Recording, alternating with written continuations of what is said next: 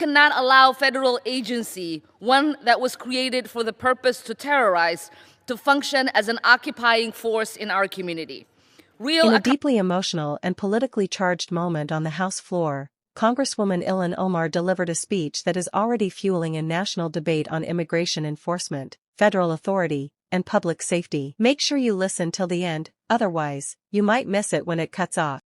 Two of my constituents, Renee Good and Alex Preddy, beloved neighbors and community members, were murdered by federal immigration enforcement agents. These are not distant headlines. These were beloved community members fighting to protect their neighbors. Alex Preddy was a 37-year-old ICU nurse at the Minneapolis VA who cared for veterans. He was a healer and he should be alive. Renee Good, a 37-year-old beloved wife, mother, community member, should be alive. Kristi Noem's DHS must be held accountable. We cannot continue to operate as if this terror is acceptable. We cannot allow federal agency, one that was created for the purpose to terrorize, to function as an occupying force in our community. Real accountability starts with abolishing ICE, impeaching Kristi Noem, and rethinking how we enforce immigration policy in this country. And we cannot stop there.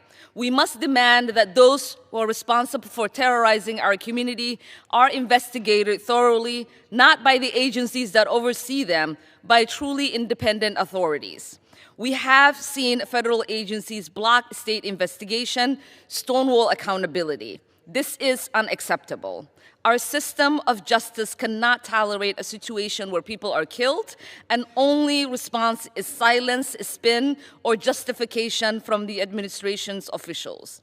Minnesota was once known as a place of refuge. Now it has been turned into a war zone by a federal government that has lost sight of the values that make America great.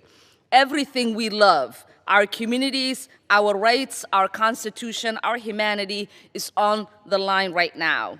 We have to fight like our future depends on it, because it does. Speaking in response to recent incidents in Minnesota, Omar did not hold back. She framed her argument around the deaths of two constituents, describing them not as isolated tragedies, but as part of a broader pattern of what she called unchecked federal power. According to her remarks, these events reflect a system that has, in her view, lost accountability and disconnected from the communities it serves. At the center of her message was a bold and controversial demand: the abolition of U.S. Immigration and Customs Enforcement, commonly known as ICE. Omar argued that the agency is beyond reform, characterizing it as a force that operates with excessive authority and insufficient oversight. For her, the issue is not just policy. It's about what she sees as a fundamental failure of justice.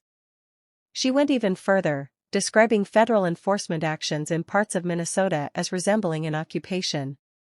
That language is striking, and it signals just how serious she believes the situation has become. In her view, when communities feel under siege by the very institutions meant to protect them, something has gone deeply wrong.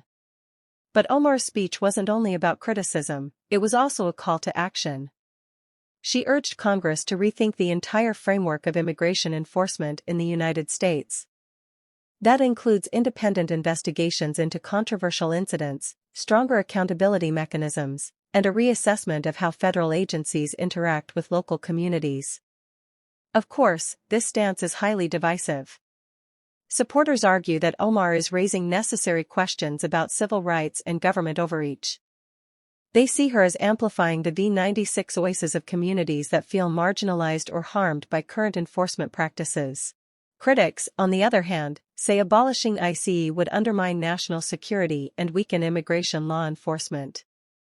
They argue that while reforms may be needed, dismantling the agency entirely could create more problems than it solves. What makes this moment significant is not just the policy proposal itself, but the broader political climate it reflects. Immigration has long been one of the most contentious issues in American politics, and speeches like this show just how far apart the competing visions are. Ultimately, Omar's remarks highlight a fundamental question facing lawmakers and the public alike: how do you balance enforcement with accountability? How do you ensure security while also protecting civil liberties? These are not easy questions, and they are unlikely to be resolved anytime soon. But one thing is clear, this speech has intensified the conversation. And as that debate continues, it will shape not only immigration policy, but also the broader relationship between the federal government and the communities it serves. Thanks for watching. Don't forget to subscribe to the channel and turn on notifications so you never miss an update.